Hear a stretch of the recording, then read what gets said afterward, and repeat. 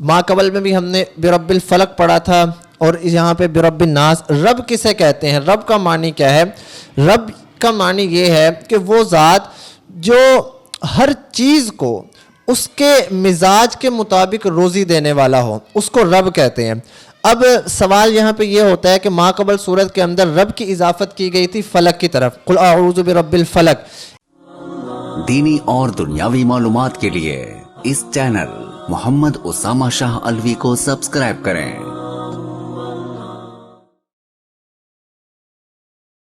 نحمده ونصلي ونسلم على رسوله الكريم، اما بعد فاعوذ بالله من الشيطان الرجيم، بسم الله الرحمن الرحيم۔ قل اعوذ برب الناس ملك الناس اله الناس من شر الوسواس الخناس الذي يوسوس في صدور الناس من الجنة والناس۔ صدق اللہ العظیم۔ پارہ نمبر 30 سورۃ الناس، آیت نمبر 1 تا آیت نمبر 6 تک تلاوت کی ہے۔ ان آیات مبارکہ کا ترجمہ: قل اعوذ برب الناس، کہہ دیجئے میں پناہ لیتا ہوں لوگوں کے رب کے ساتھ، ملک الناس یعنی لوگوں کے بادشاہ کے ساتھ، الہ الناس یعنی لوگوں کے الہ معبود کے ساتھ، من شر الوسواس الخناس وسوسہ ڈالنے والے کے شر سے جو پیچھے ہٹنے والا ہے، الذی یوسوس فی صدور الناس وہ جو وسوسہ ڈالتا ہے لوگوں کے دلوں میں، من الجنۃ والناس جنوں میں سے اور انسانوں میں سے۔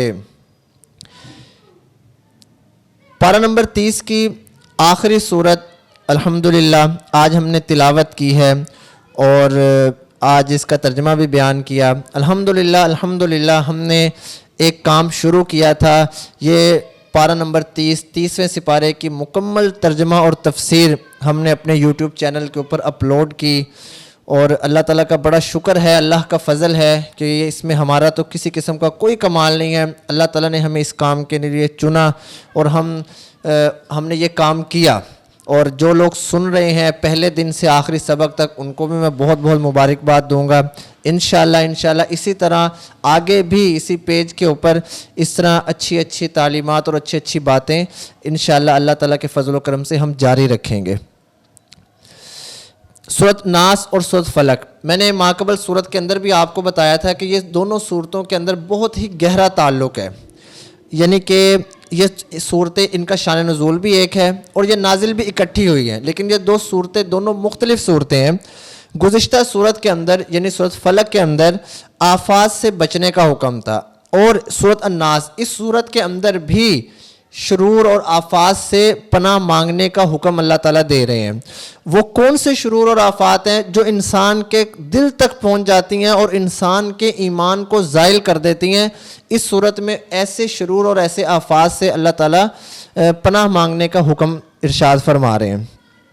اور میں نے سابقہ صورت کے اندر یہ بھی بتایا تھا کہ جو گزشتہ صورت ہے اس میں دنیاوی آفات، دنیاوی مصائب سے پناہ مانگنے کی اللہ تعالیٰ نے تعلیم دی، اور اس صورت کے اندر اللہ تعالیٰ اخروی آخرت کی آفات اور آخرت کے مصائب سے پناہ مانگنے کا حکم دے رہے ہیں۔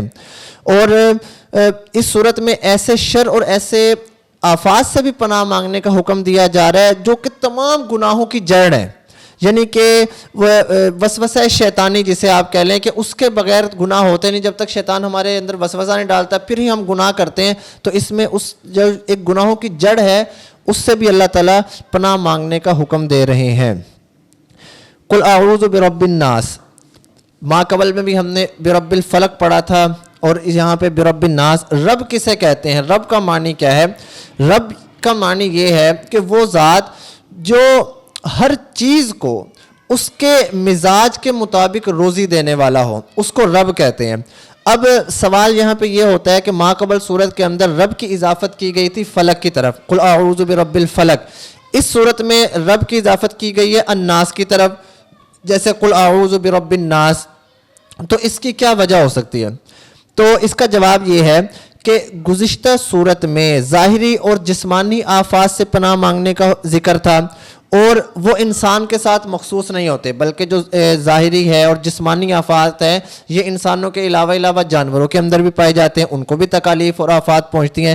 لیکن اس صورت میں جس آفت اور شر کا بیان ہے وہ خاص الخاص انسان کے ساتھ اس کا تعلق ہے، اس کا جانوروں کے ساتھ کسی قسم کا تعلق نہیں ہے۔ اس کا نقصان جو ہے وہ صرف انسان کو ہوتا ہے، کسی اور جانور کو یا کسی اور مخلوق کو اس کا نقصان نہیں ہوتا۔ اس لیے یہاں پر خصوصی طور پر رب کی جو اضافت ہے وہ الناس کی طرف کی گئی ہے، کسی اور چیز کی طرف نہیں کی گئی۔ مالک الناس یعنی وہ جو لوگوں کا بادشاہ ہے، الہ الناس یعنی وہ جو لوگوں کا معبود ہے۔ اب یہاں پہ پھر ایک سوال ہوتا ہے کہ اللہ تعالیٰ ان 3 صفتوں کو ذکر کرنے میں کیا حکمت تھی؟ 3 صفتیں ذکر کی گئی نا، رب الناس، مالک الناس، الہ الناس، ان کی کیا وجہ تھی؟ تو اس کے 2 جواب دیے گئے۔ پہلا جواب یہ ہے کہ تینوں صفتوں کو ذکر اس لیے کیا گیا کیونکہ تینوں کا مجموعہ صرف اور صرف اللہ تعالیٰ کی ذات میں ہی پایا جاتا ہے۔ اگر صرف ہم یہ کہہ دیتے کہ برب الناس تو ذہن میں یہ بھی آ سکتا تھا کہ غیر کی طرف ہمارا ذہن متوجہ ہو جاتا۔ کیوں؟ کیونکہ جو رب ہے اس کی اضافت اللہ تعالیٰ کے علاوہ یعنی کہ غیر اللہ کی طرف بھی ہو سکتی ہے۔ یوں نہیں ہے کہ رب کا لفظ صرف اللہ تعالیٰ پہ ہی بولا جاتا ہے، بلکہ غیر اللہ کو بھی رب کہہ سکتے ہیں، جیسے کہ آپ نے سنا ہوگا رب المال، رب البیت، تو یہ یعنی کہ رب کی اضافت کبھی کبھی غیر اللہ کی طرف بھی ہو سکتی ہے۔ اس لیے ذہن کسی اور طرف متوجہ نہ ہو تو اس لیے مالک الناس اور الہ الناس ان صفتوں کو بھی ذکر کیا گیا۔ دوسرا اس کا جواب یہ ہے کہ ان 3 صفتوں کے ذکر کرنے میں یہ بھی وجہ ہو سکتی ہے کہ یہ تینوں حفاظت کے داعی ہیں۔ کیسے؟ ہر مالک جو ہے، ہر بادشاہ جو ہے وہ اپنی رعایا کی، مملوکہ کی حفاظت کرتا ہے، اس کا داعی ہوتا ہے، تو اس میں بھی ہر بادشاہ کی طرح حفاظت کا ذکر کیا گیا ہے۔ جیسے کہ اب آپ یہاں دیکھیں کہ تینوں کو ذکر کیا گیا، رب الناس، مالک الناس اور الہ الناس۔ ہر مالک اپنی مملوکہ کی حفاظت کرتا ہے، ہر بادشاہ اپنی رعایا کی حفاظت کرتا ہے، معبود اپنی عبادت کرنے والے کی حفاظت کرتا ہے، اس لیے ان تینوں کو یہاں پہ ذکر کیا گیا۔ اب پھر ایک سوال یہ ہوتا ہے کہ الناس کو تکرار کے ساتھ لایا گیا۔ اس صورت میں ٹوٹل الناس 5 دفعہ ذکر کیا گیا۔ قل اعوذ برب الناس، مالک الناس، الہ الناس، من شر الوسواس الخناس، اس میں الناس نہیں آتا، پھر الذی یوسوس فی صدور الناس من الجنۃ والناس، ٹوٹل 5 دفعہ الناس کو ذکر کیا گیا۔ تو اس کے تکرار کی کیا ضرورت تھی؟ ہم اس طرح بھی اللہ تعالیٰ کہہ سکتے تھے قل اعوذ برب الناس مالکہم الہہم، یعنی کہ الناس کا ذکر نہ کرتے، ضمیر لوٹا دی جاتی۔ تو اس کا جواب یہ ہے کہ یہ جو مقام ہے یہ دعا اور مدح ثنا کا ہے، اور اس میں تکرار ہی بہتر ہوتا ہے، اس لیے یہاں تکرار کو ذکر کیا گیا۔ دوسرا، بعض مفسرین نے ایک بہت ہی خوبصورت نقطہ بیان کیا ہے، وہ میں آپ کے ساتھ یہاں ذکر کر دوں کہ پہلا الناس یعنی قل اعوذ برب الناس، جو پہلا الناس ہے یہاں سے الناس سے بچے مراد ہیں۔ لفظ رب جو ہے یہ قرینہ ہے کیونکہ پرورش کی سب سے زیادہ ضرورت بچوں کو ہوتی ہے، اس لیے۔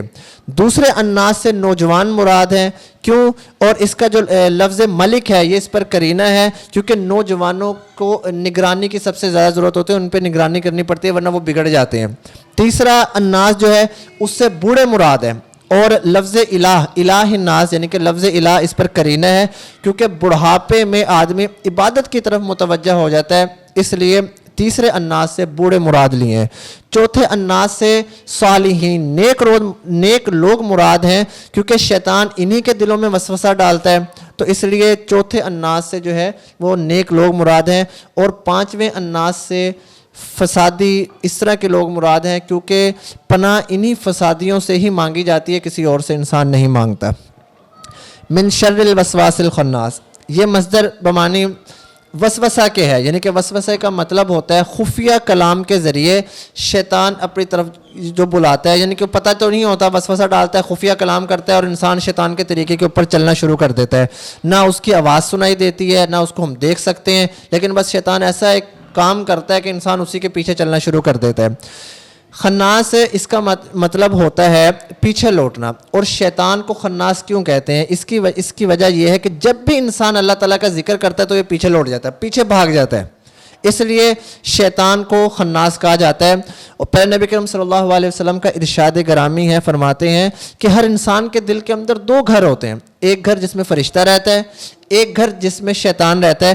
فرشتہ ہے وہ اس کو نیک کاموں کی ترغیب دیتا ہے، اچھے کام کر، نماز روزہ حج زکوٰۃ، ہمسایوں کے حقوق، یہ سارے یعنی کہ اس طرح کے دیتا ہے. اور جو شیطان ہے یہ اس کو برے کاموں کی ترغیب دیتا ہے. اور جب انسان اللہ کا ذکر کرتا ہے، شیطان اللہ کا ذکر سنتا ہے تو وہ شیطان خناس ہو جاتا ہے، یعنی کہ پیچھے لوٹ جاتا ہے، پیچھے بھاگ جاتا ہے. اور جب وہ اللہ کے ذکر میں مشغول نہیں ہوتا تو شیطان اپنی چونچ جو ہے وہ اس کے دل کے اوپر رکھتا ہے اور اس کے وہاں سے وہ سارے وسوسے اس کے خون کے نالیوں میں اس کے دل تک پہنچنا شروع ہو جاتے ہیں. یعنی کہ اس طرح کے شیطان یہ سارے وسوسے ڈالتا ہے. من الجنتی والناس، مقصد اس آیت کا یہ ہے کہ وسوسہ ڈالنے والے جنات میں سے بھی ہو سکتے ہیں اور انسانوں میں سے بھی ہو سکتے ہیں جو کسی دوسرے انسان کے دل میں وسوسے ڈالیں. جیتی جاگتی مثالیں عام آپ کو لوگوں کو دیکھنے میں مل جائیں گی. اس صورت کا فائدہ آخر میں ذکر کر دوں کہ اللہ تعالیٰ نے اس صورت کے اندر اپنی 3 صفتوں کو ذکر کر کے وسوسہ شیطانی، شیطان کے وسوسہ سے پناہ مانگنے کا حکم دیا. اب اس سے معلوم کیا ہوا؟ پتہ اس سے یہ چلتا ہے کہ شیطانی وسوسہ جو ہے یا شیطان جو ہے یہ بہت بڑی آفت اور بہت بڑا شر ہے، کیونکہ ہر انسان کے ساتھ ایک شیطان ہے جو قدم قدم پر اس کو تباہ کرنے کے لیے، برباد کرنے کے لیے کوششیں کر رہے ہیں. پہلی کوشش تو وہ یہی کرتا ہے نا کہ یہ انسان گناہوں پر ہی آمادہ رہے، نیکی کرے ہی نہ. لیکن اگر کوئی انسان اس کو چھوڑ کر، اس کی اس بات کو چھوڑ کر نیکی کی طرف لگ جاتا ہے تو پھر وہ اپنا دوسرا حربہ استعمال کرتا ہے کہ اس کی نیکی کے اندر اس کو خراب کرنے کی کوشش کر دیتا ہے، اس کی عبادتوں کو خراب کرتا ہے. جیسے اس کی نیکی میں ریا ڈال دیتا ہے، اس کی نیکی میں تکبر ڈال دیتا ہے، غرور ڈال دیتا ہے، دکھلاوا ڈال دیتا ہے. تو یعنی کہ شیطان جو ہے یہ انسان کا سب سے بڑا دشمن ہے. اور دوسرا یہ ہے کہ جتنے بھی آفات ہیں، جتنے بھی مصیبتیں ہیں، ان کا جو اثر ہے وہ جسم پر ہوتا ہے، لیکن یا پھر دنیاوی امور پر بھی ہوتا ہے. جسم پر کوئی بیماری لگ جائے گی، کوئی مسئلہ ہو گیا، دنیاوی امور پر کاروبار ٹھپ ہو گیا، کاروبار بند ہو گیا، یا کسی قسم کا بھی. لیکن جو شیطان ہے یہ انسان کی دنیا اور آخرت دونوں کو تباہ کر دیتا ہے. کیسے؟ کہ اس کا جو ضرر ہے وہ بڑا شدید ہوتا ہے. اور دوسرا پھر یہ نظر نہیں آتا، اور اس کا نظر نہ آنے کی وجہ سے یہ اور زیادہ پتہ نہیں اس کا چلتا. اسی لیے کہتے ہیں کہ انسان کے 2 ہی دشمن ہیں. ایک انسان کا دشمن انسان خود ہے اور ایک انسان کا دشمن جو ہے وہ شیطان ہے.